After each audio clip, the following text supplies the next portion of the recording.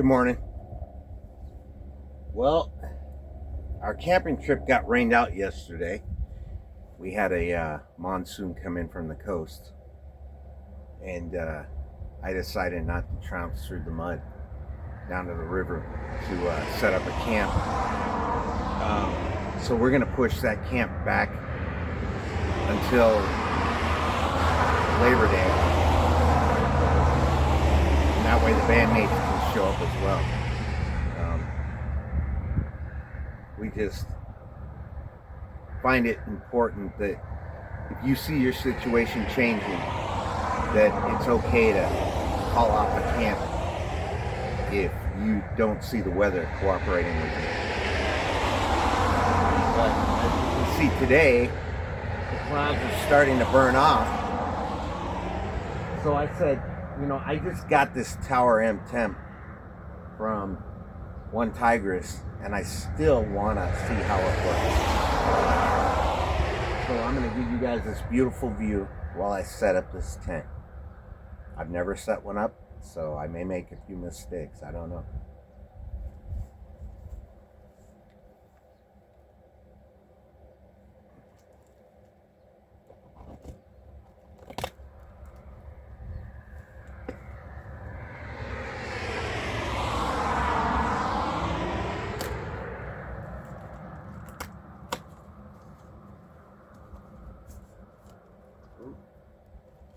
They packaged it really nice. So the rain that hit last night, although it soaked through the box, didn't soak into the tent. The tent is wrapped in plastic. That's really nice.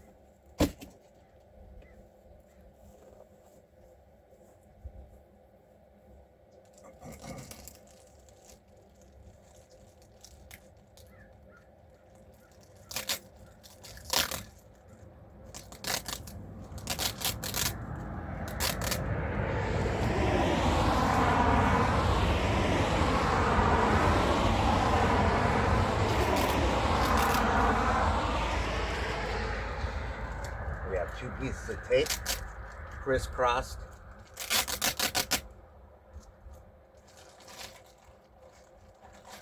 And we have a really nice carrying case.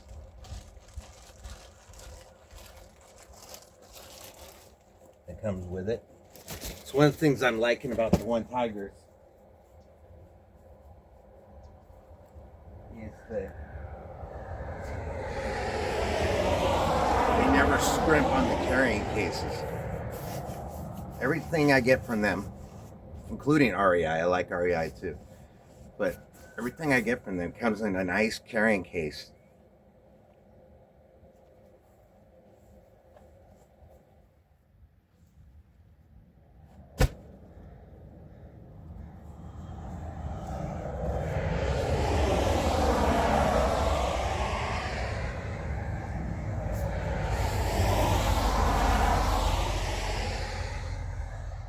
So again, this is the Tower-M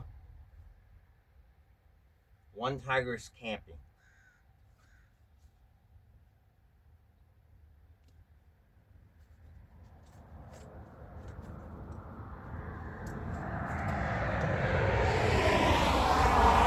It's a hot tent. Too warm to use a wood stove, so we're not going to set up a wood stove.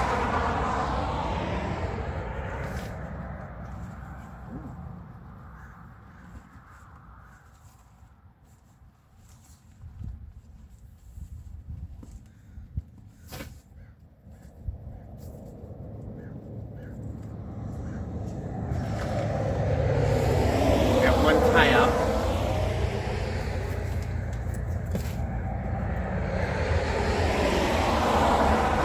And I'm assuming I just roll this out. It's like other tents. So I'm going to set us back here. I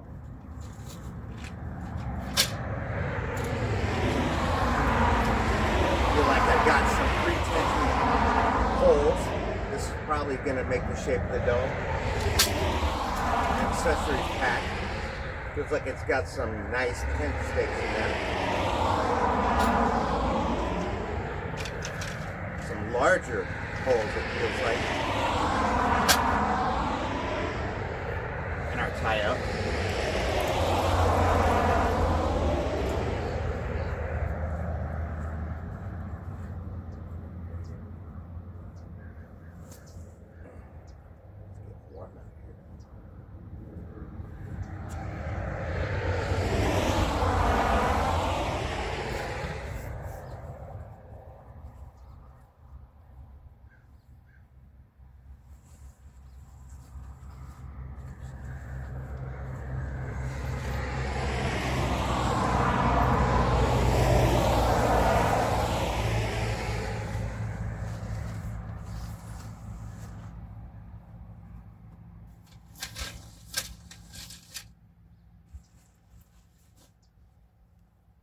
It looks like it's got a pretty large footprint.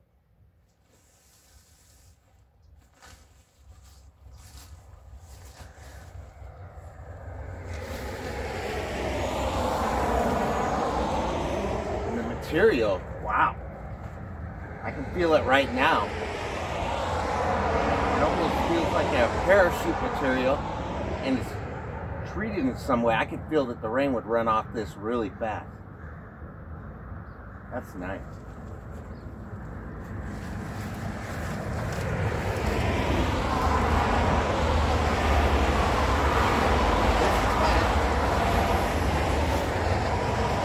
Comes with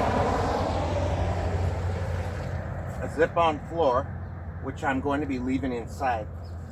I like having a floor, especially in the grass. Anything I can get a mosquito from. I don't like mosquitoes. Oh, it doesn't come with a floor. Then I guess I'll have to lay out my tarp as a floor.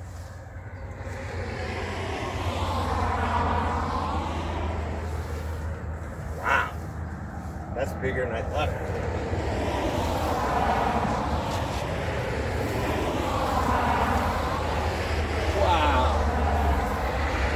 Probably almost twice the size I thought it was. That's a big thing.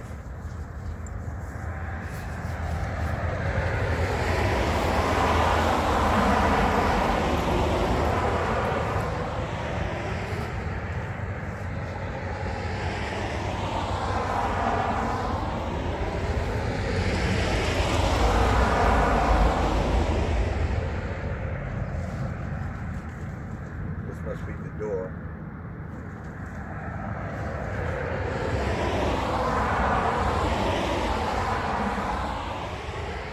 Thinking I'd like the door facing this way toward the shade.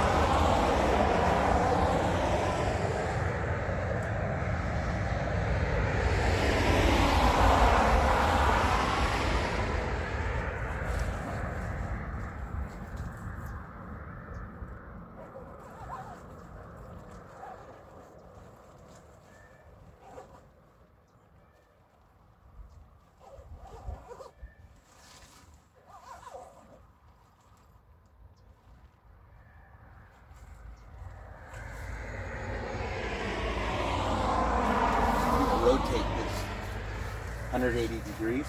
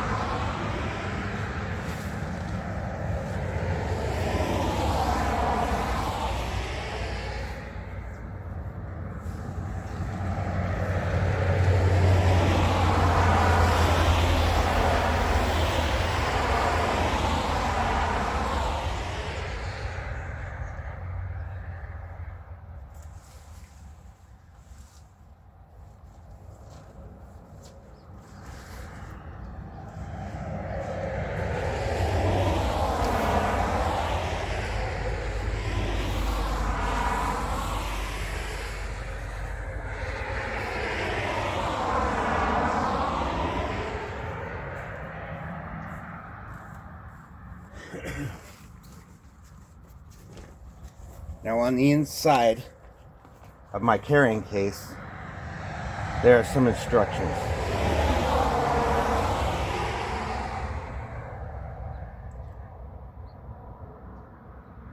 It says take out the tent poles, the large and the small. Comes in colors: 4 black, longer, and 4 brown, auxiliary poles, shorter. Lay the tent on the ground. Insert the 2 main black poles into the black sleeves and attach them to the fasteners.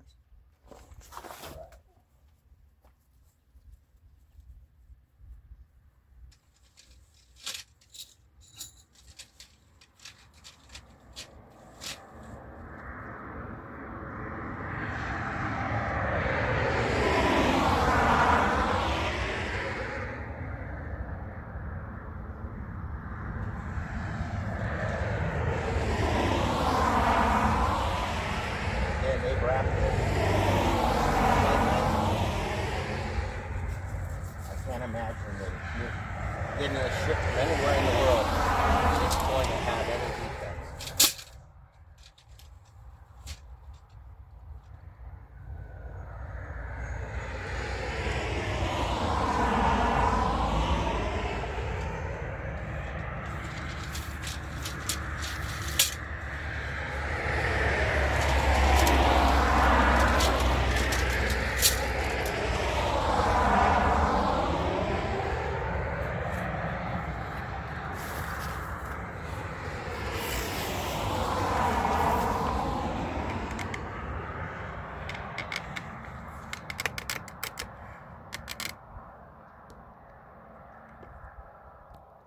So here you can see they've got black poles and the brown poles are in plastic.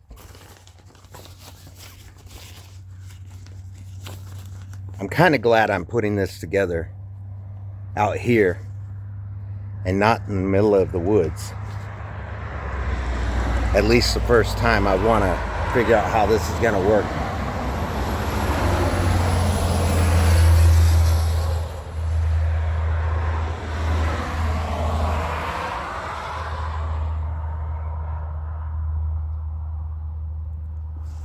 So it's pretty much saying that I have to use the black poles before I do anything else, even before pegging this out.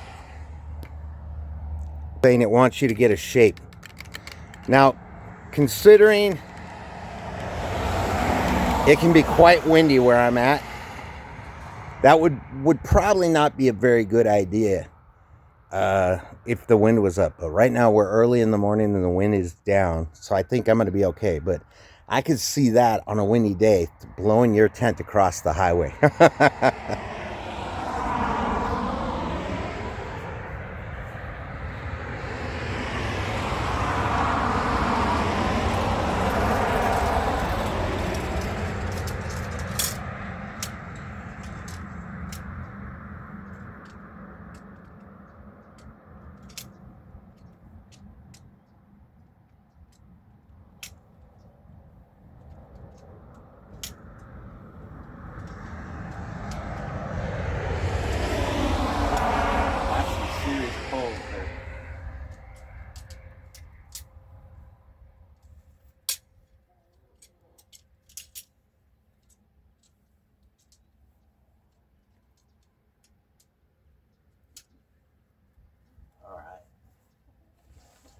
So it's saying the black poles are the main poles.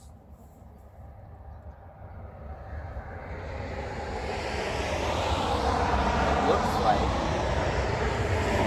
we have 2 sets of pole inserts on the end here. So what I'm thinking is that there's going to be 2 poles counterimposing each other, like so.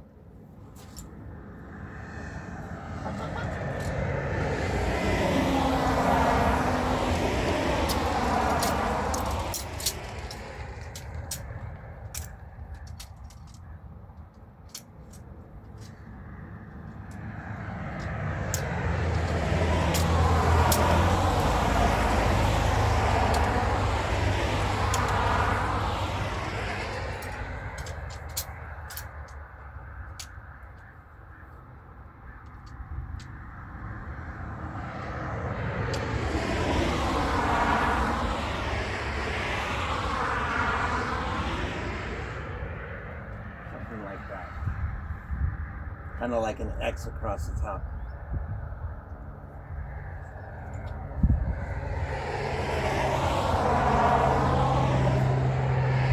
We've kind of done the work for you in the sense that the material shows black lines and sleeve holes where these counter-imposing paths are going to go.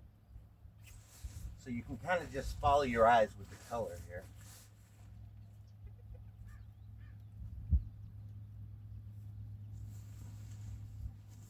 And it's going to come all the way over here back to these other two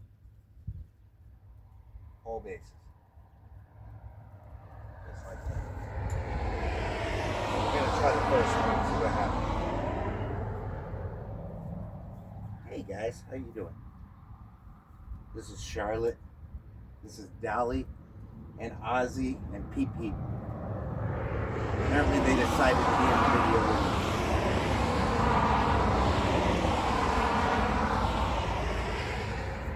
Hey guys, how you doing?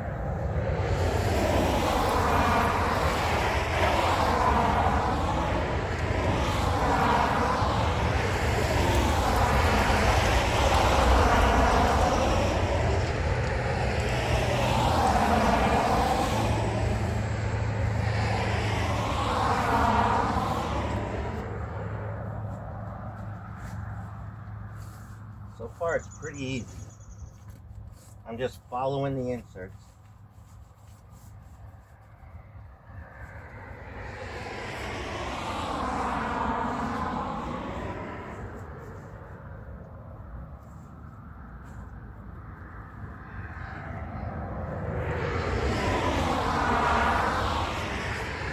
We made a bridge at the hole so you don't have to exit at the peak.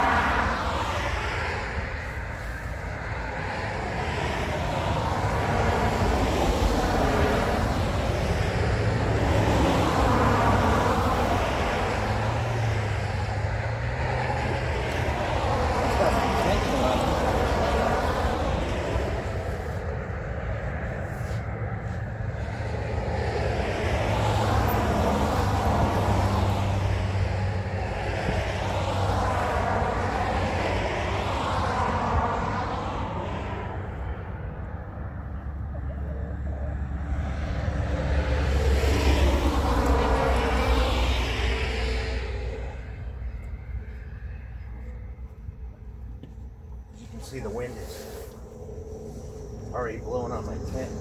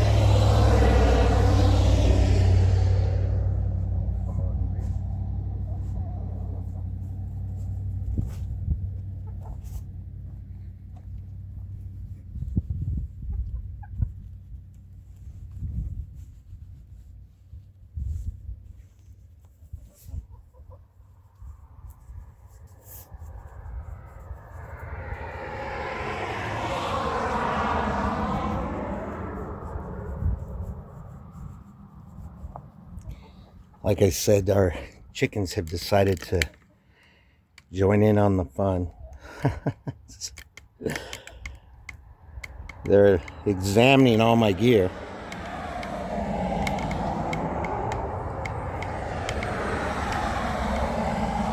Hey, what are you guys doing?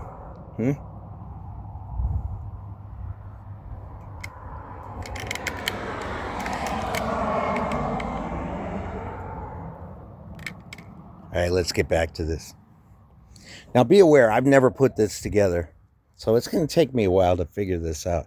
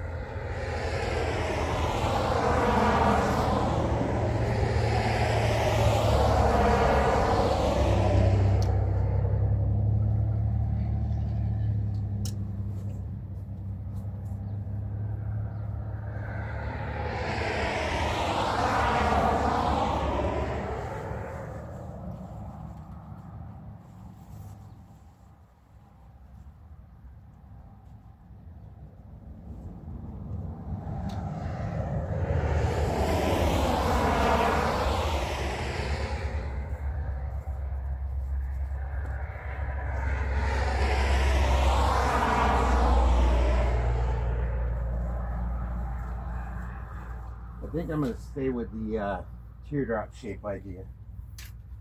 I was going to switch it up, but how it's going.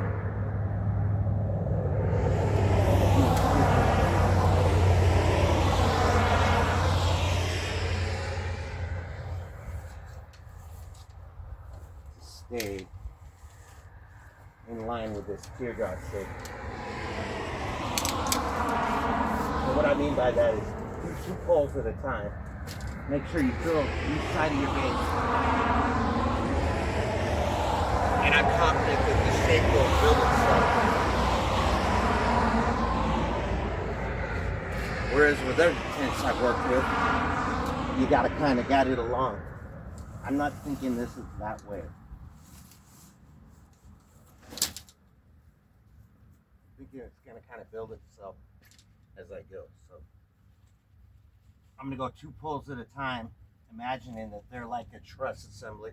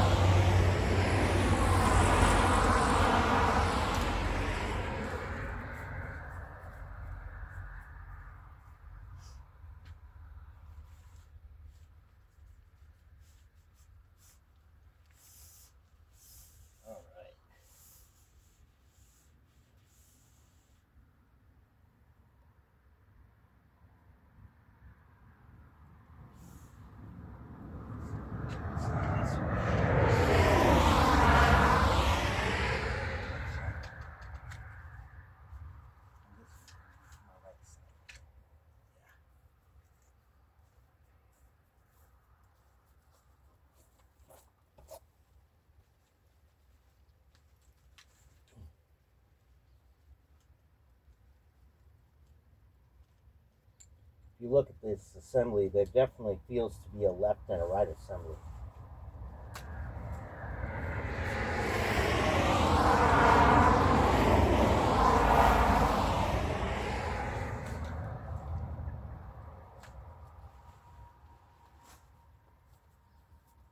So this is kind of what I was talking about. I'm going with the poles 2 by 2, and it kind of builds like this truss assembly.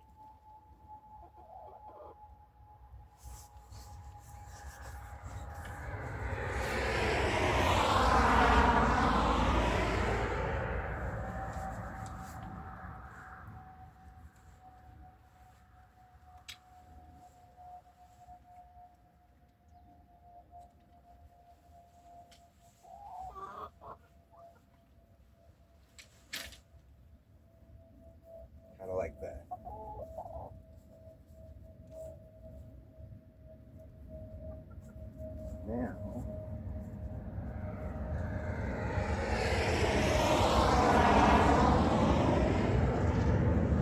looks like our next truss is going to go straight down the middle.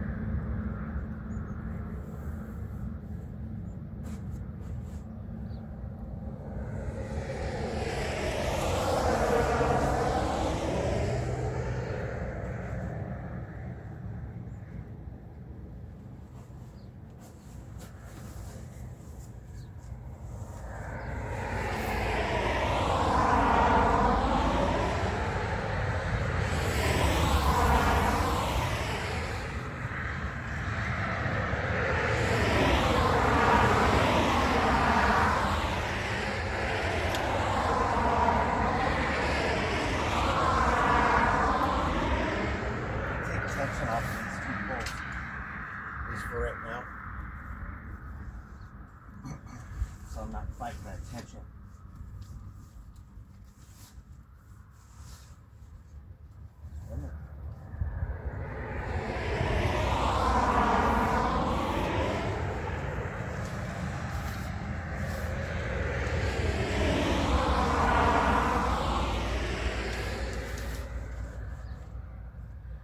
I was fighting that tension.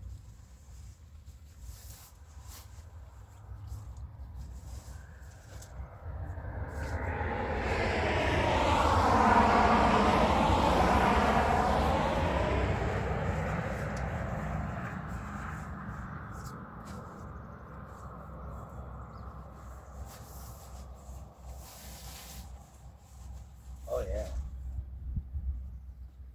I can see how the shape of this is going to pop itself out. I'm going.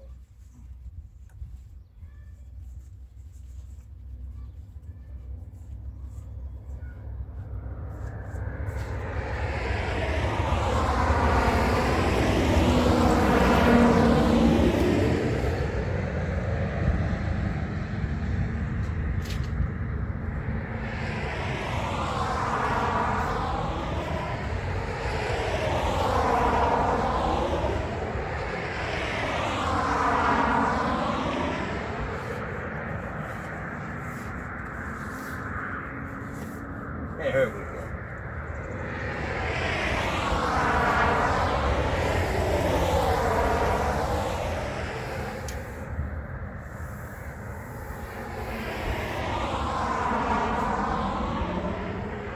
And with this tent, I'm seeing that it almost wants to have you put the main poles in before you do anything.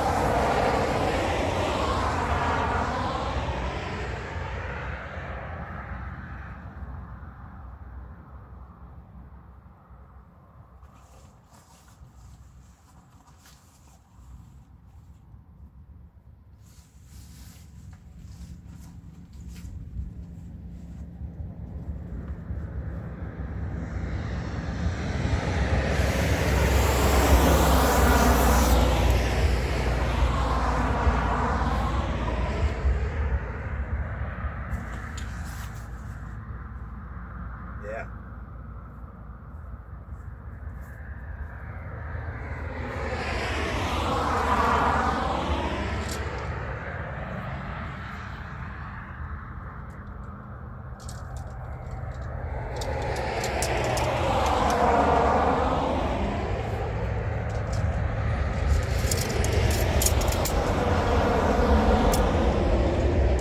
I would definitely say that this is not a beginner tent. So if you've never set up one of these types of tents, this might not be the tent for you.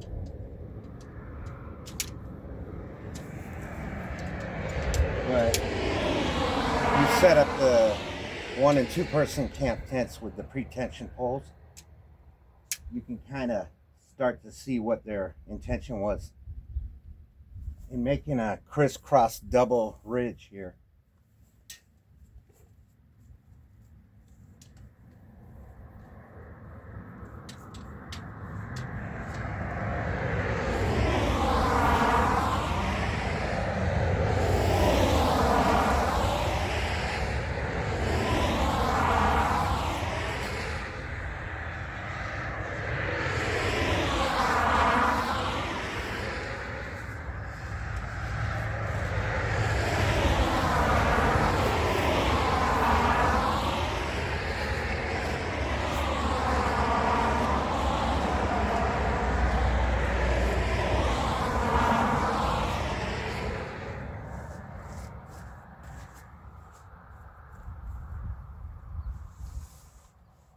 We'll see how this performs in the wind. Is what we're going to do. This is kind of our wind test. Windy as it gets around here, this place will definitely test any structure.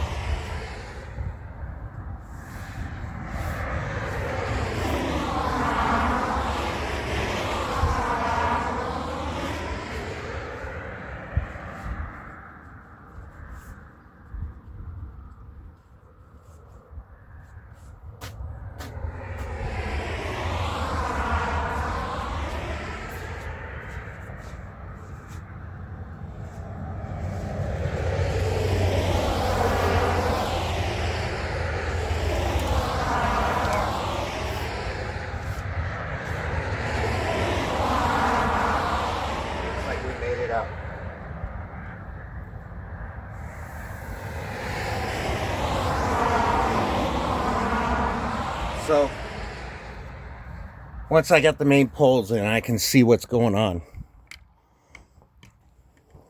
I'm going to zoom in on this. The ridge line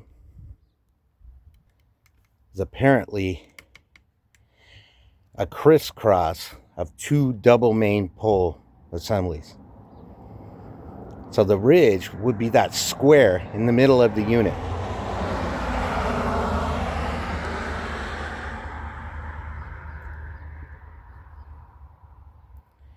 Now I'm assuming that that cross that goes over the ridge line is probably going to be one of the auxiliary poles that goes in.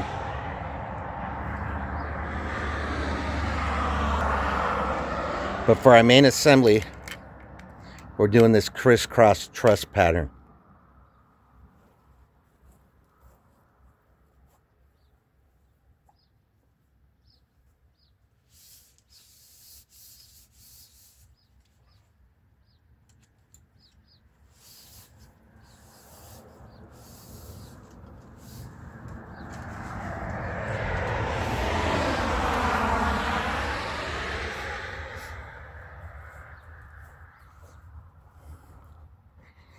And at each end, I'm going to zoom in here as well.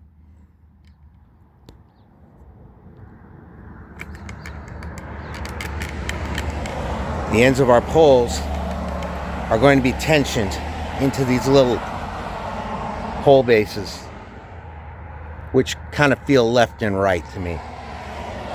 They've definitely put a split in that union where they're off left and right.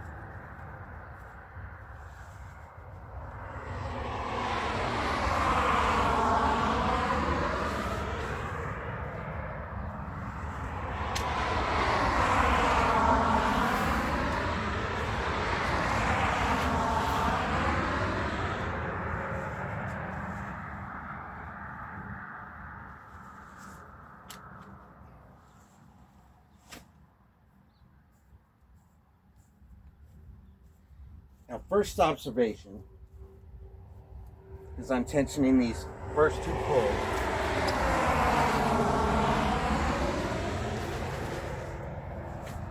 Is that these first two pulls almost act like a bow and arrow. Very weird.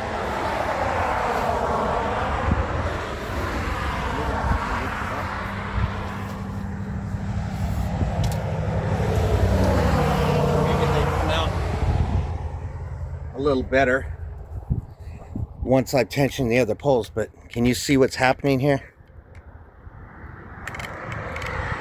It's kind of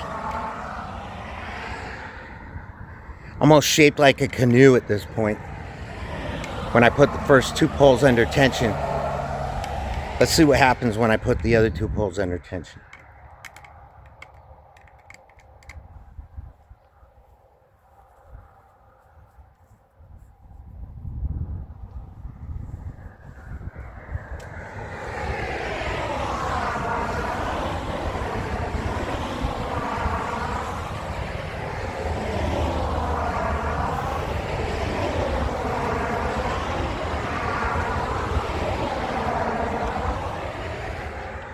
And again, this feels left and right to me.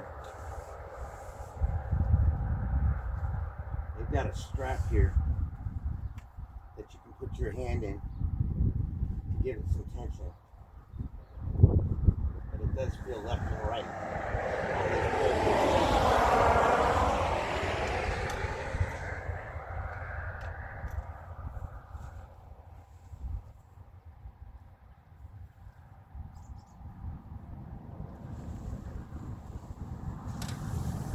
Oh yeah. Look at that. I can almost put this in the ground. The trap will pull on top of it. Now it's making sense. Once you get the first two tensioned, it allows me to slip the rest of the tension on top of it. That worked really nice.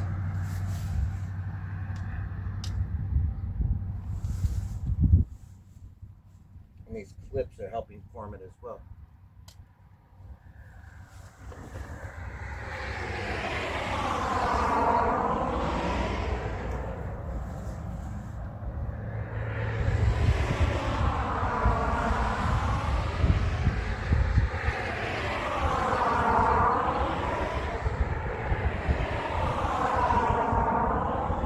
Again, there's a strap here for your hand.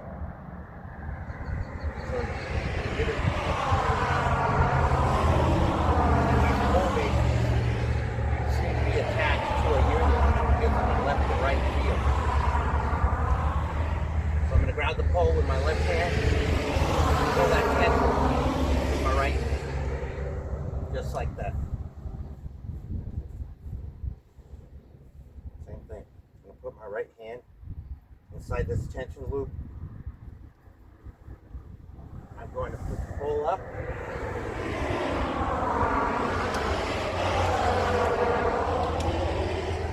My tension there.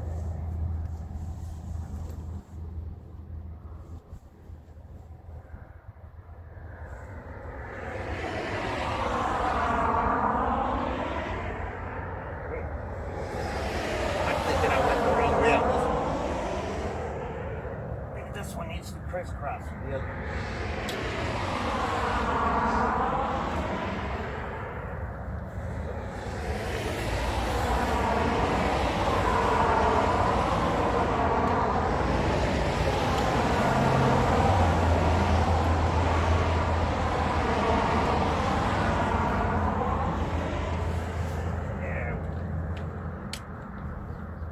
Much better.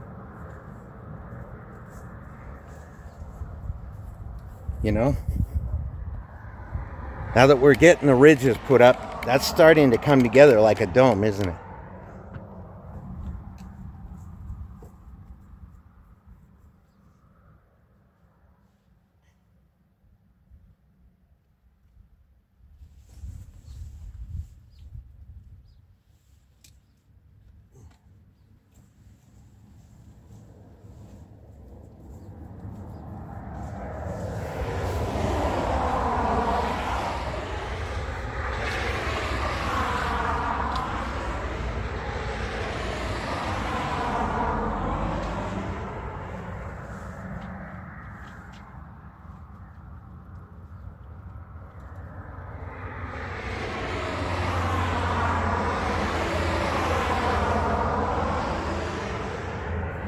right now I'm really pleased with how this is coming together. The hardest part is getting those main ridges.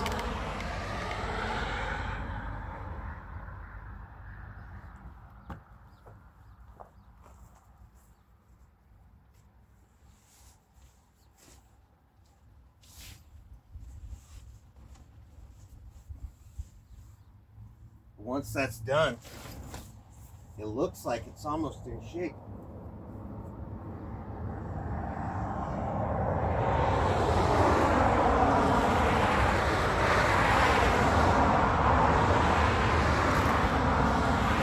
Shake it out. Make sure that that tension gets distributed evenly.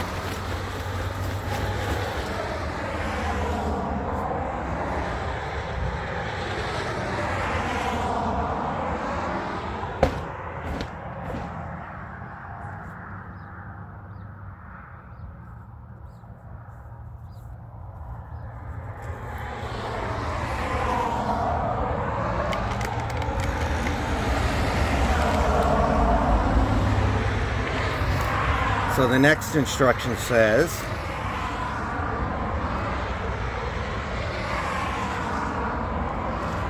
attach the additional 7.9 millimeter poles to the top. If it's raining or snowing, or skip it if it isn't. You know, I want to find out how those go in. So yes, I'm going to be inserting those poles. I really want to find out how this handles in the wind around here. Because I don't know if you know, but it gets really windy in Oregon. We're a multi-climate state where it could be cloudy one day, sunny another, windstorm another. We don't get any tornadoes or hurricanes, but we do get monsoons off the ocean. A lot of rain. Lots of rain.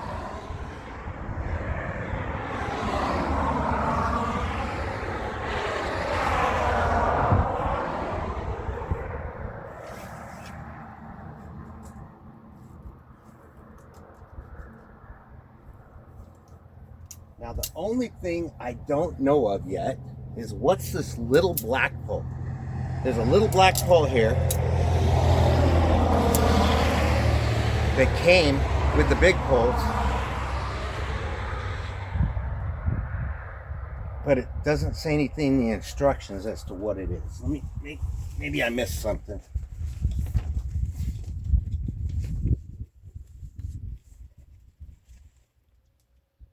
Oh, there's something on the back. It's called a number 1. Let's see.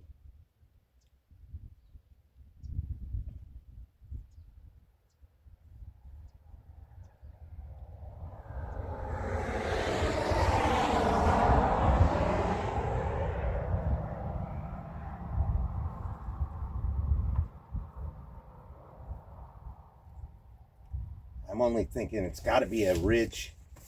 For the ridge, possibly.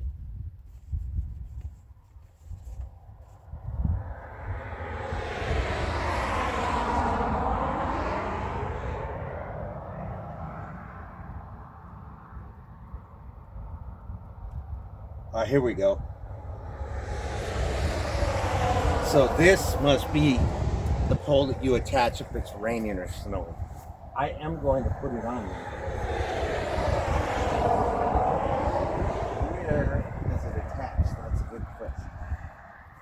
Here we go. We got it. Maybe I'll show this to you. The end of this pole has your classic eyelet male connector, and it looks like you would fish it underneath the big poles after you get that assembled at this level. And there's an eyelet above the front door right here to receive it. So that's what we're gonna do. We're gonna put this through that sleeve at the top.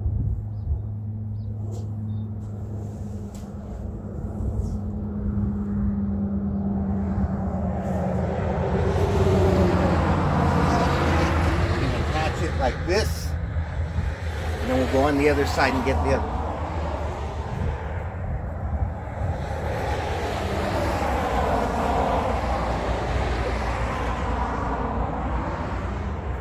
Beep, beep, beep.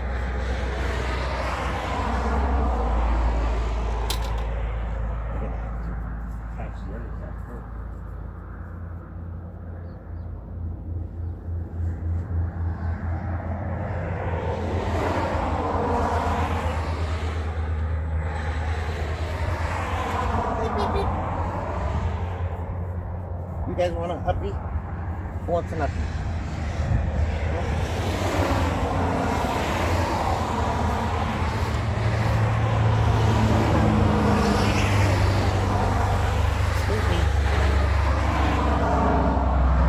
So yeah, that adds a little more tension on the top.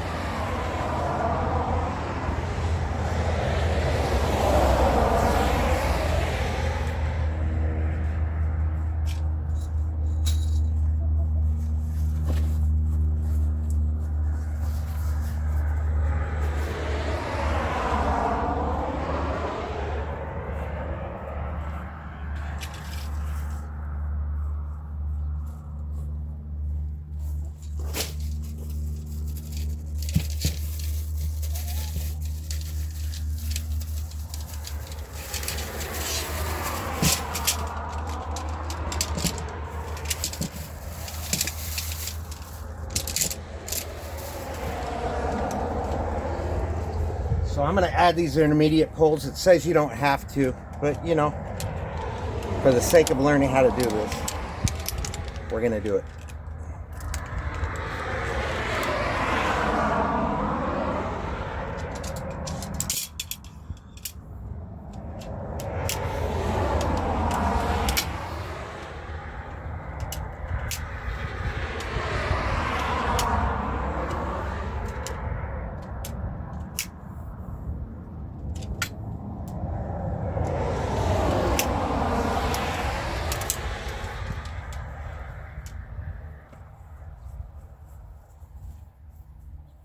One thing I will say, as long as these poles are, it would be easier to install this tent in a place where you had lots of room. Maybe not up in a tree line, maybe a little more in a grassy field like we're at. I think the tree line would probably get in the way of your poles when you're trying to run them through.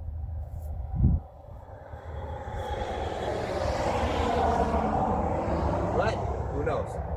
Once you get used to putting this together, maybe it's easy. Maybe it's a breeze.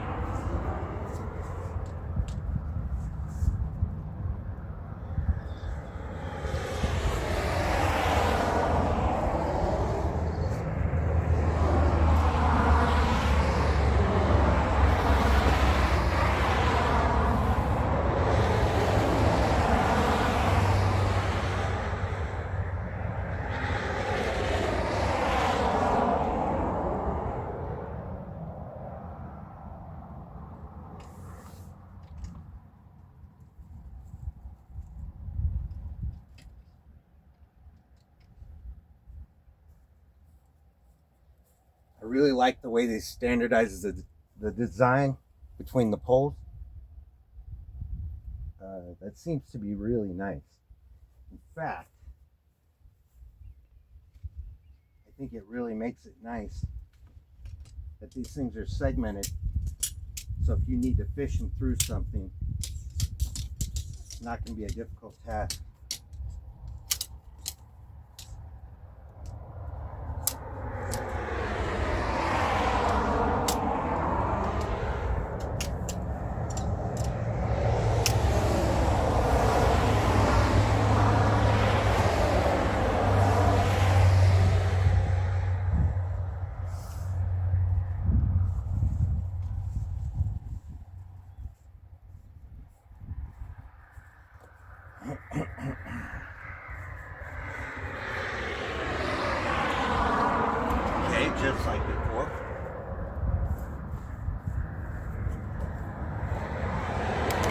We have our intermediate pole going in, our first one. We're going to put our right hand through the tension loop. We're going to grab the bottom segment with our left hand. Just like that. And we're going to pull that tension into that base.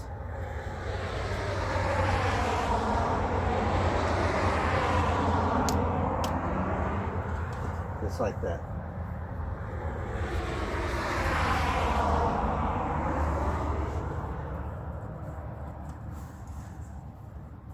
I'm thinking that the important part of doing this is the symmetry.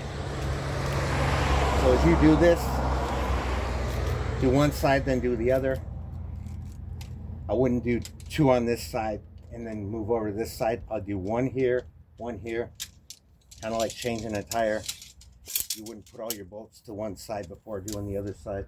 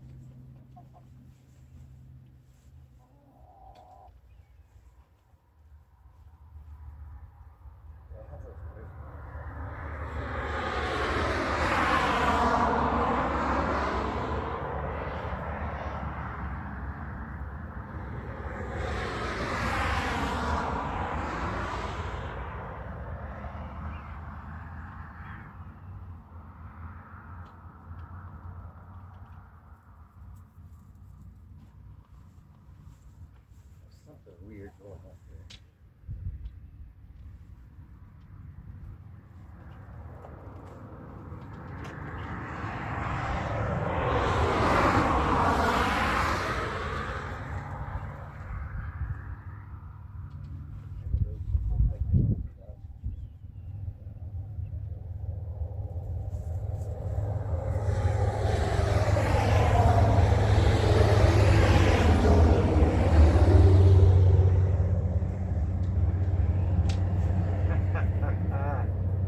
That's what's going on.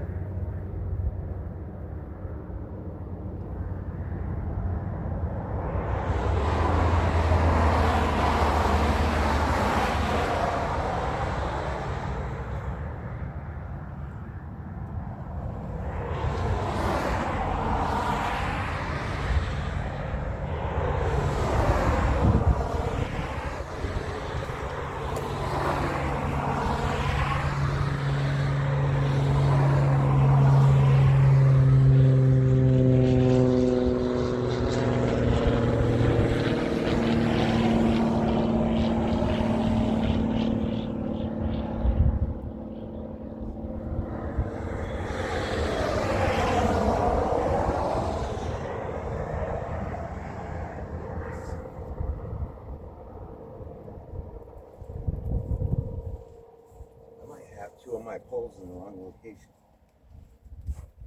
I've got it good here. I've got it good here.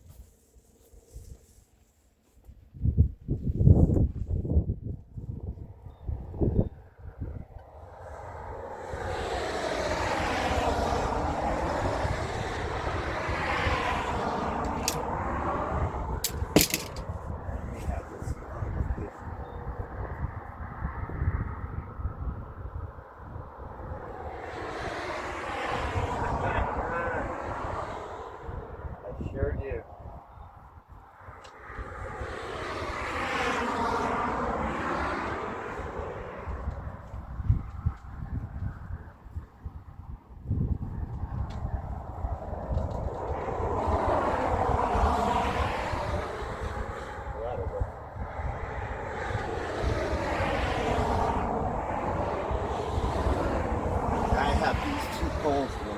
location. I'm gonna have to let this tension off. I didn't even see that.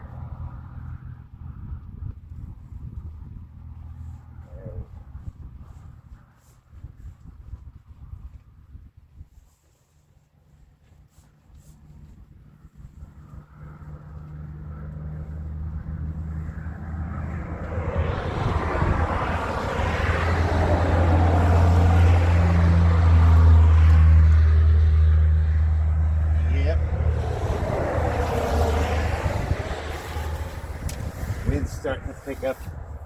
As you can see, it gets quite windy around here.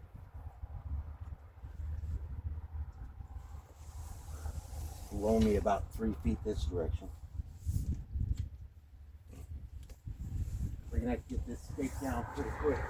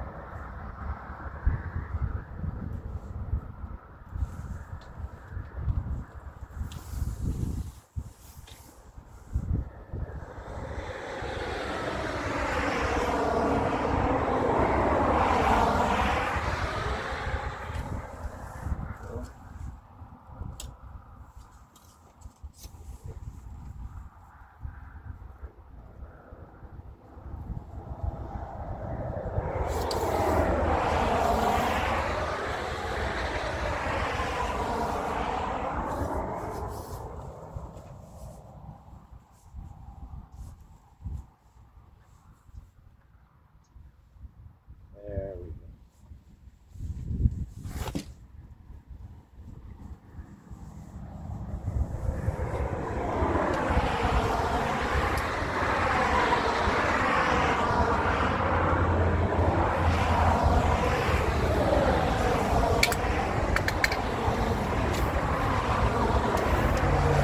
That wind's really starting to rip up now.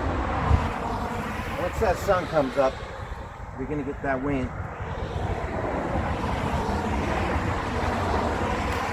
So Marky testing, I guess.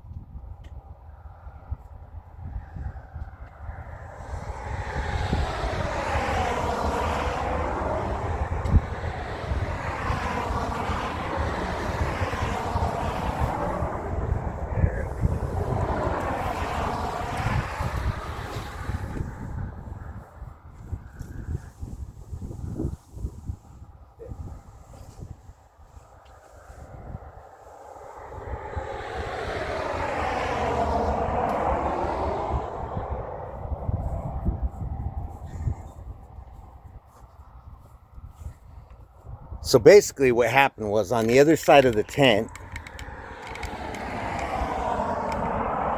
I think I can zoom in and show you what happened. I came in over the top, and where the split occurs there at the poles, I grabbed the intermediate web here, and it was making the pole do this. So if you see your poles not bending in a straight arc when you first put them in, and you see it kind of bow out and make a shape, you probably went in the wrong sleeve.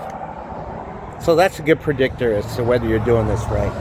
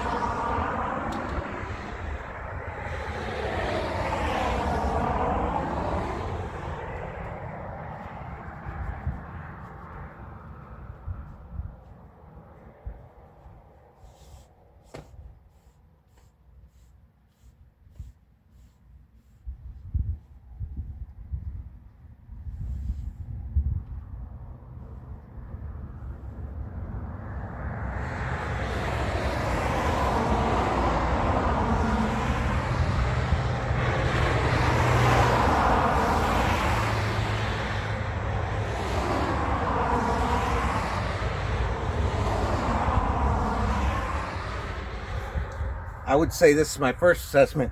So far, the tent's really living up to its standards.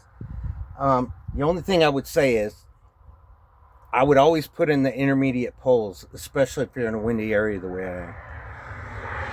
As you can see, the wind will blow this thing around if you do not have those in.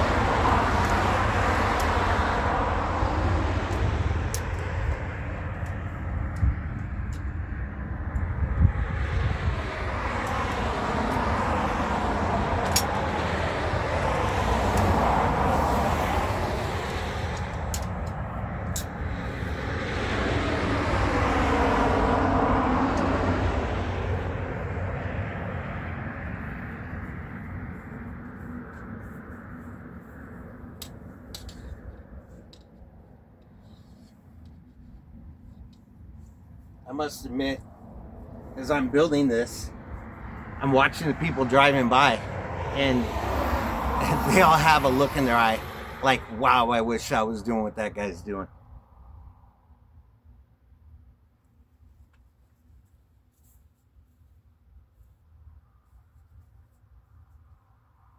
Camping is fun. In case you wonder.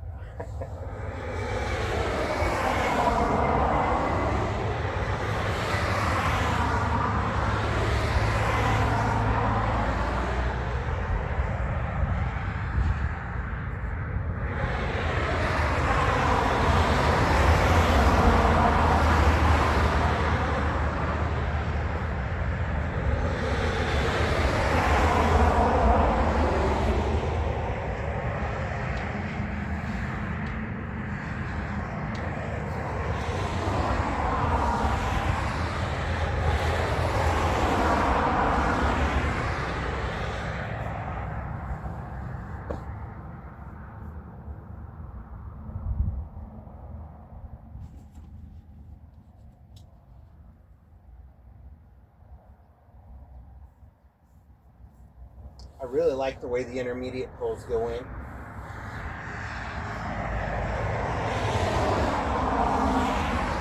I like how they hook under the pre-existing poles that are already in. Saves you a lot of trouble. Wondering how to make it fit. It's almost as if the poles tension upon each other to make the sum of the whole.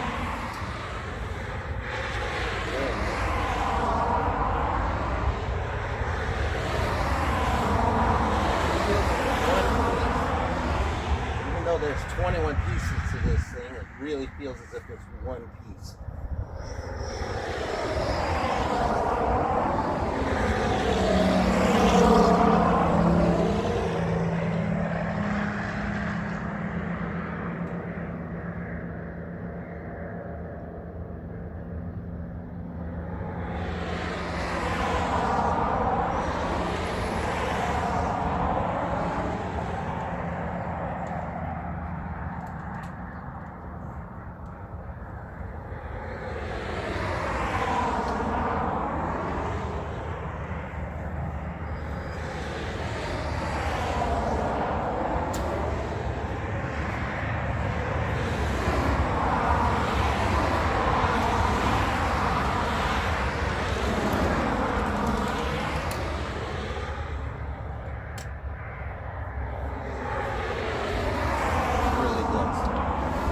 Feels as if it's one piece. Really.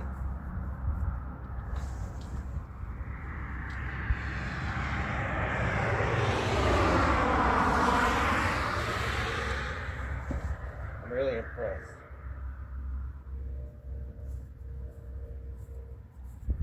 This is nice.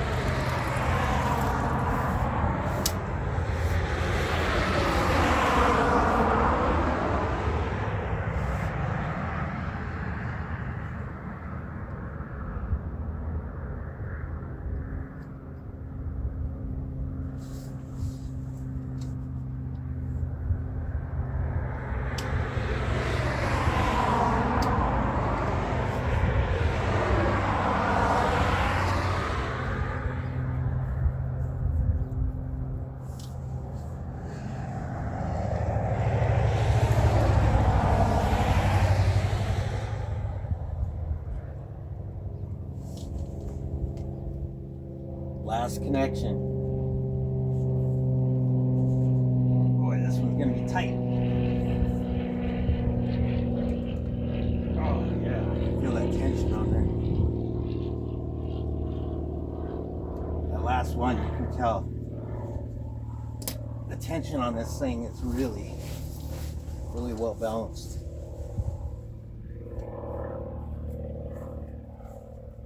I'm going to stake this down before I open it up because I don't want it flying away on me. Let's see what kind of stakes they brought.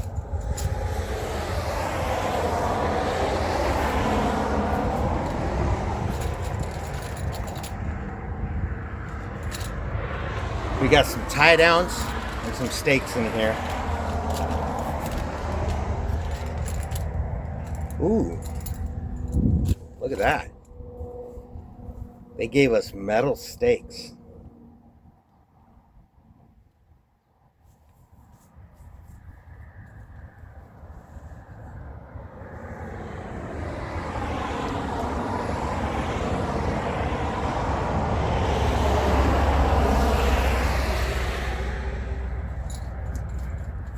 I wonder where these go.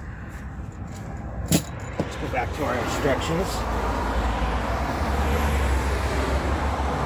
On the back side of the label, it's saying it comes with 20 stakes.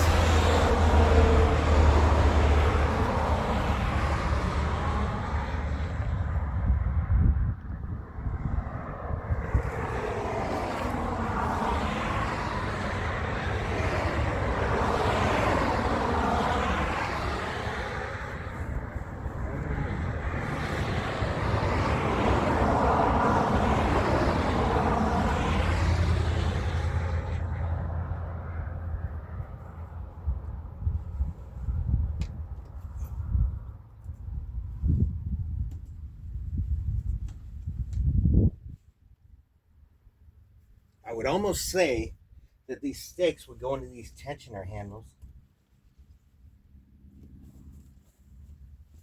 at each side of the tent. I would say when you have two bases, put your tensioner handle between them. And when you have one, put your tensioner handle to the outside of your port.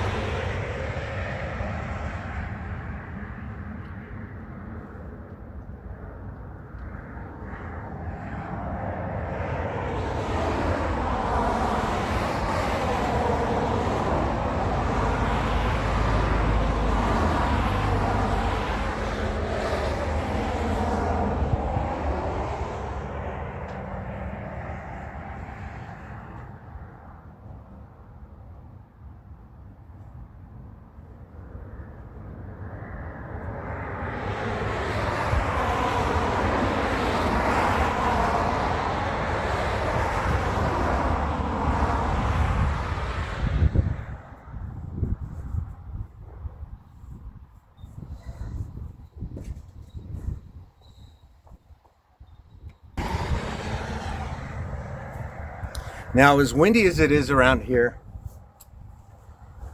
I decided to make an executive decision and not use these tent stakes. Although they look nice and they look like you could tie off to them quite nicely, I'm going to keep these for just tie-offs.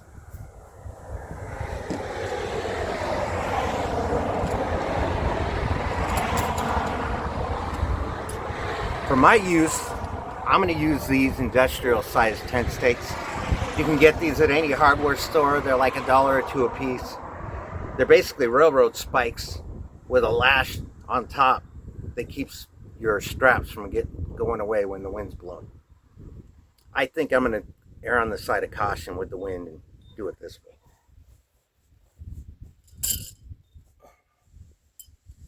Now the ground here is quite hard.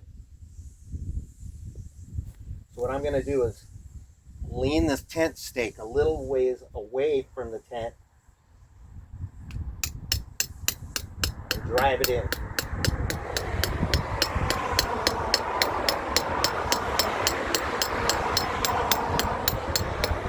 Nice and low to the ground. Not so low I can't get it out when I need to. But with this dry ground, it's hard as a rock. So I'm going to do the opposite corner now.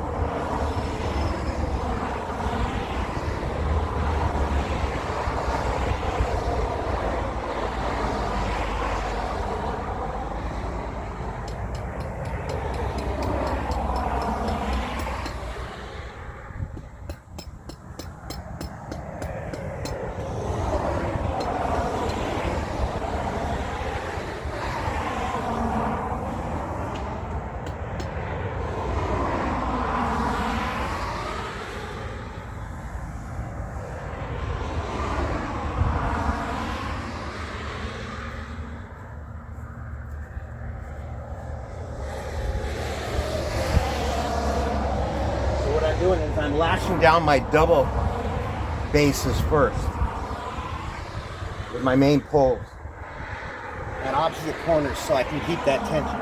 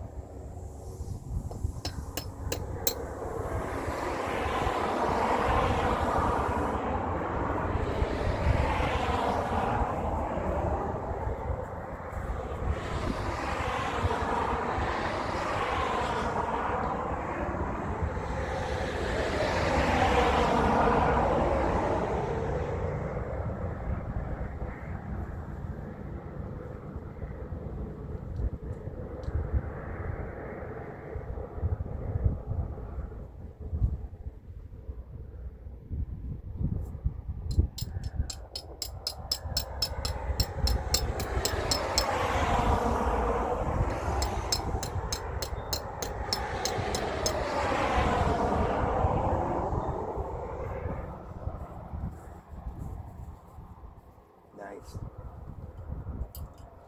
Now I'm going to lash my doorways. Again, single base, full tension bases. You want to pull the tension slightly away from the door, kind of a 45-degree angle.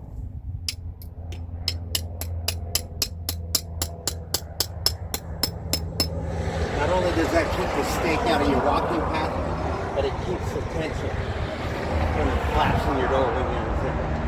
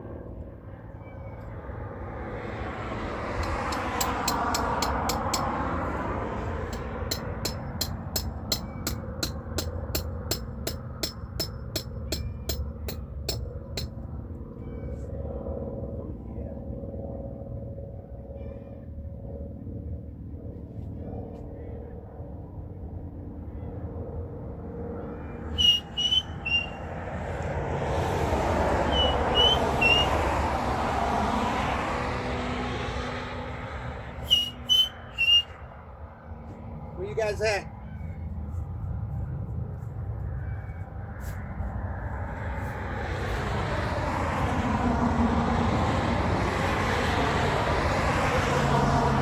Seems like chickens are down AWOL.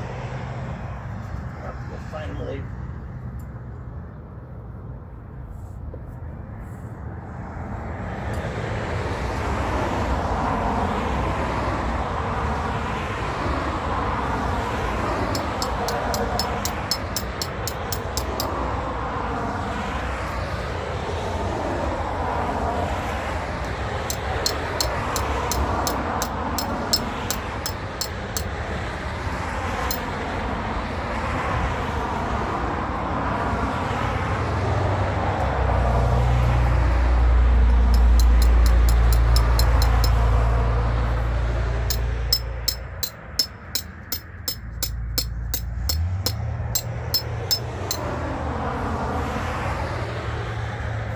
All right, she's all staked out.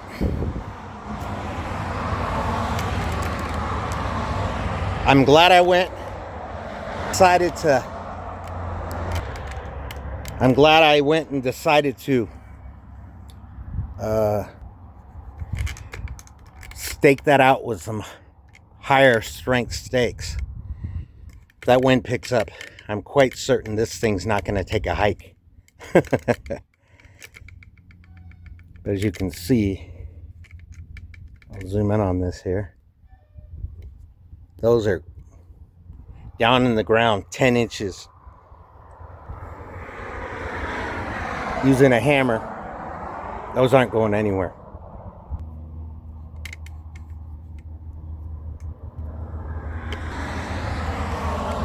And again, my first time putting this together, it's taken me over an hour. If I wasn't filming, it probably would have been shorter. But this is the Hill Zero ONE TIGRIS Camping Tower-M dome tent.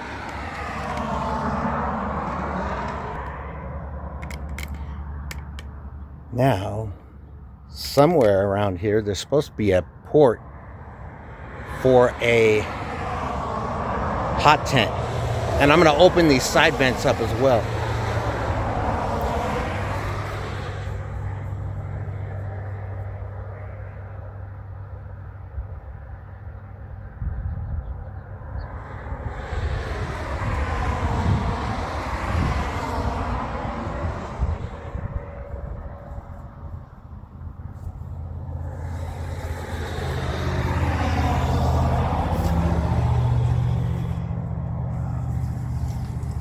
Huge.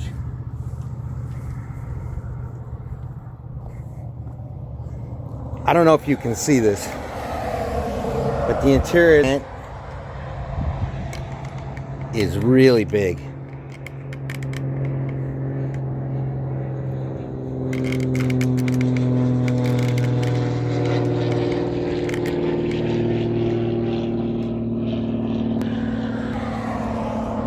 I'm really impressed with the size of this tent. Wow.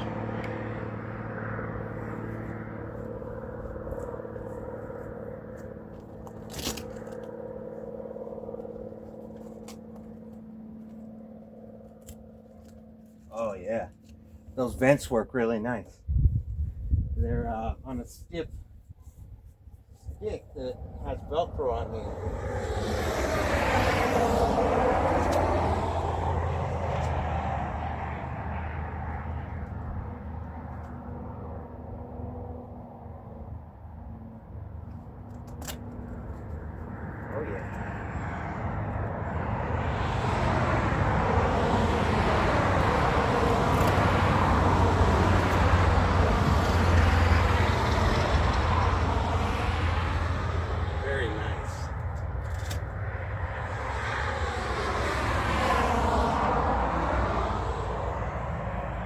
Gosh, I feel like I'm being spoiled here. This is a really nice thing.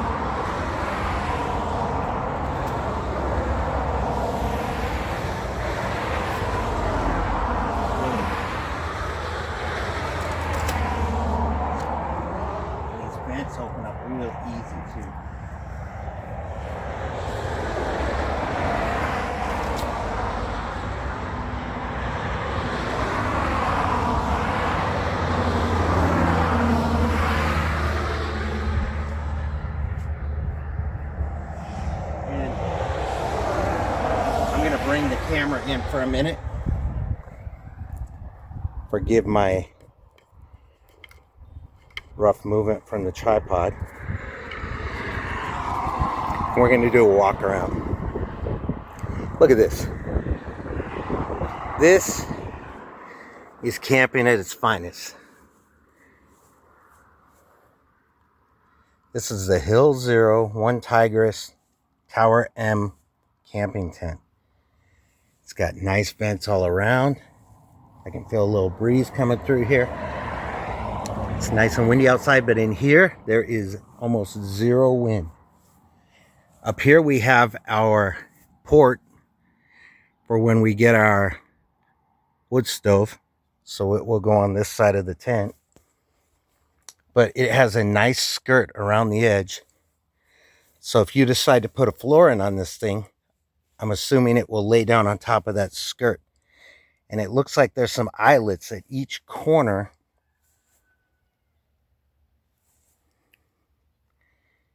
that would tie to a floor for this. So I'm definitely going to order the floor. I'll probably have it overnighted.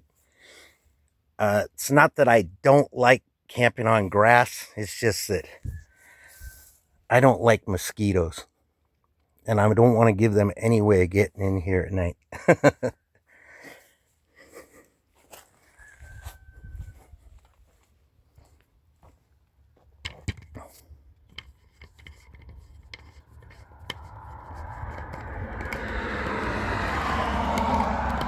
With that said, I'm going to open up the other doors and let some cool air in there. Maybe get some light.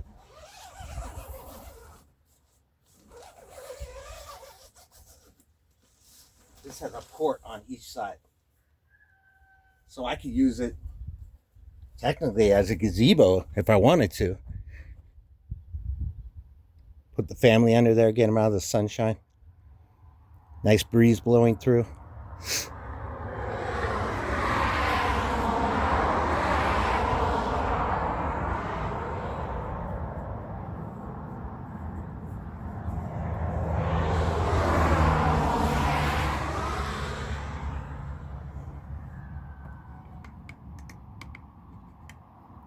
I'm going to reposition this camera.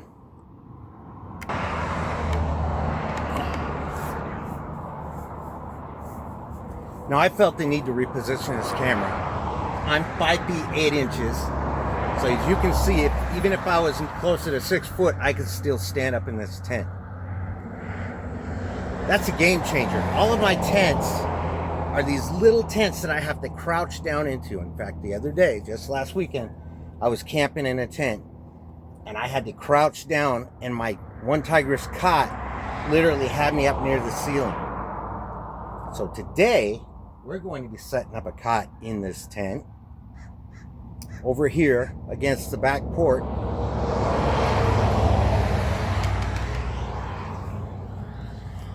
And you'll see that I have plenty of room.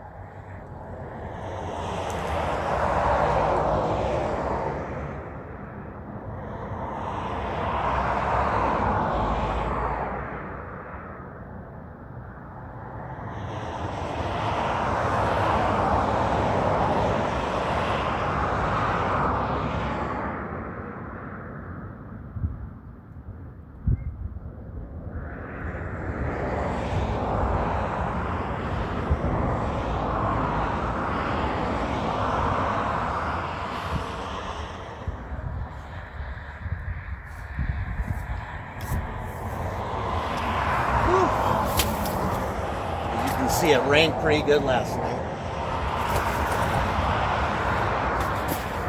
I had my gear all packed in the canoe, ready to go. And lo and behold, Mother Nature spread its wings and poured rain everywhere.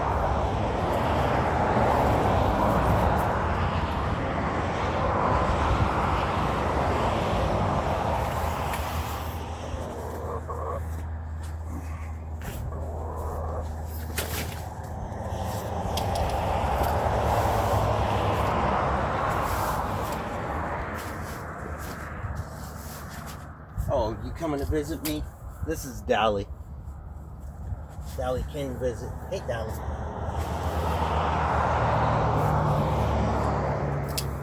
What you doing? Oh. You wanna know what I'm doing? Okay.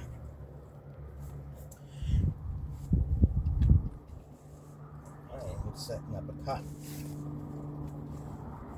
Oh. Interesting, huh?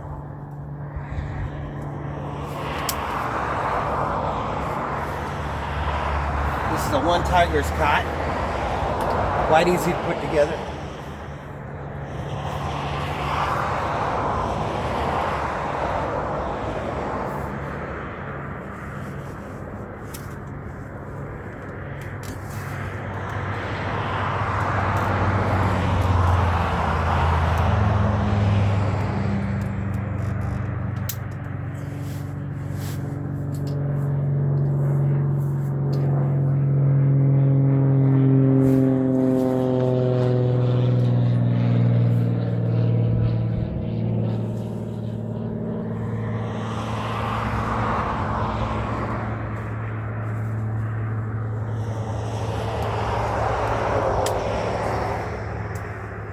Like that.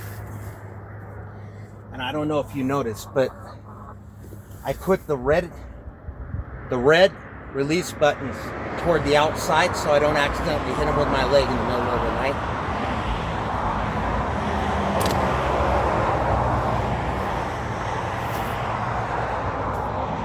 This is the ONE TIGRIS camping cot. And I'm gonna come out here so you can see a little better.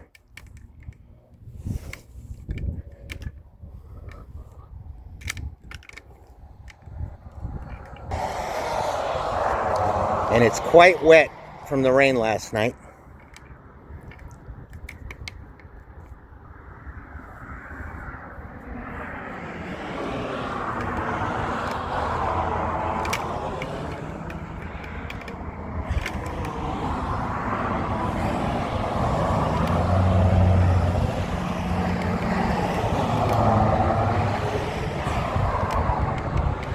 Quite wet. So I'm going to let it sit in here before I put a sleeping bag on it and dry off. But I had set up my entire camp inside my canoe.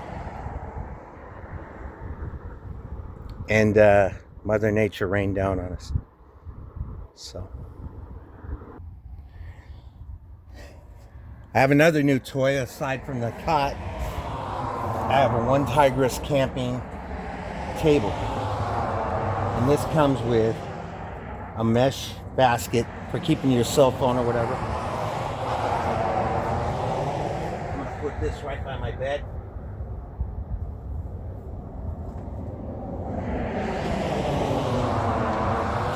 Along with my gear that I'm going to be trying out tonight, I've got a new torch, a new lantern, and some other gear in that bag there I'm going to try out.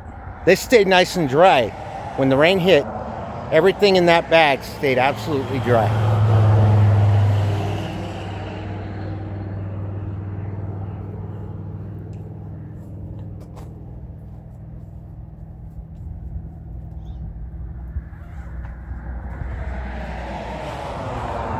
I have an LED lantern.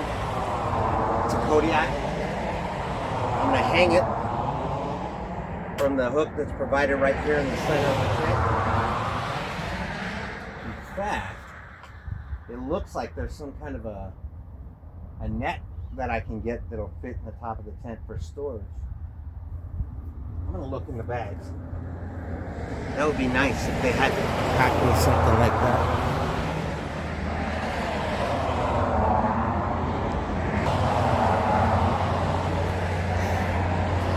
So it doesn't look like there's such luck. So it looks like I'm gonna have to order the floor and the top mesh, the cargo net, separately. But tonight, I'm going to use this to keep my lantern.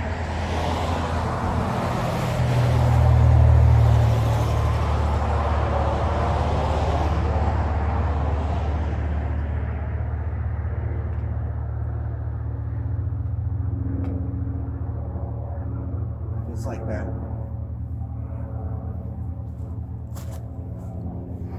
I don't know if you can see it. Maybe I'll come in again. But they have hooks in the ceiling where you can attach lanterns and whatnot.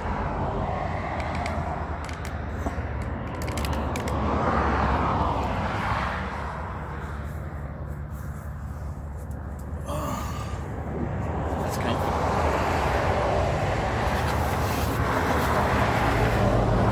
So tonight we'll be reading the Dragonlance Chronicles, continuing on with the Dragons of Autumn Twilight. It's one of 3 books inside this large paperback.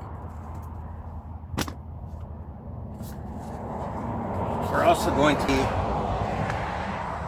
setting up an air mattress for my wife. She doesn't like sleeping on the cot.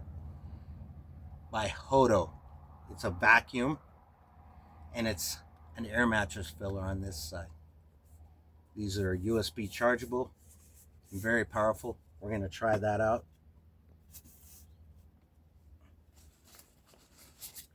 I'm going to try out my solar speaker that will send my Spotify from my phone right to this speaker.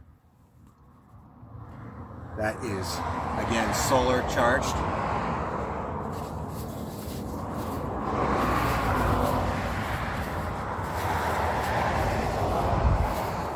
And we have one more item I gotta get.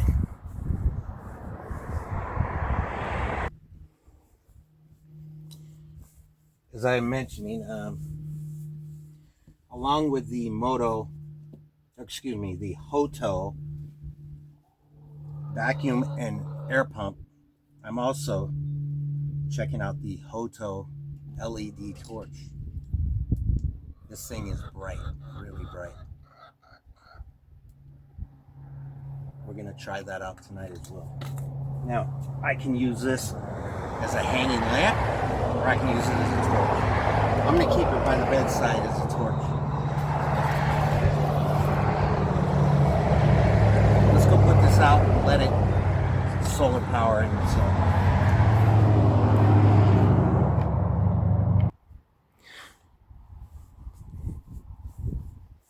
Anyway, that's pretty much it for the tent setup. We're gonna bring in some personal gear for tonight. Coleman cooking stove, propane. They have a mini 2-burner propane stove I'm going to try out tonight. And that ends this video for the ONE TIGRIS Tower-M.